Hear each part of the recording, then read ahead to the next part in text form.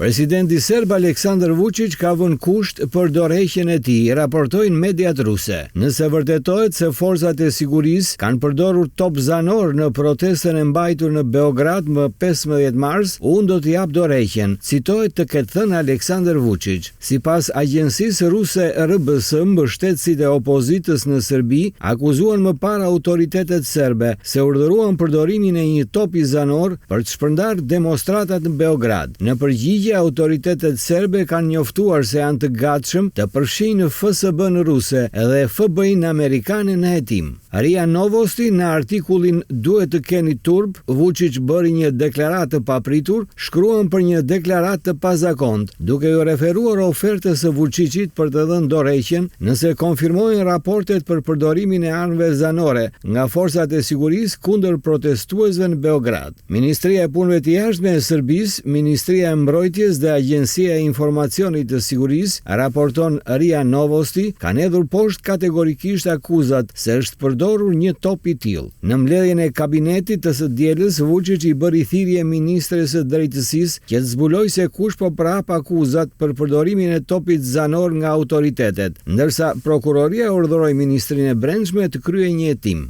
Ata theksojnë edhe deklaratën e ambasadorit rus në Beograd, Aleksandr Bochan-Archenko, se mos përqasja e Serbisë me sanksionet ndaj Rusisë është një nga arsyet pse Europa në mënyrë të fshehtë po minon dhe lëkund stabilitetin në Serbi.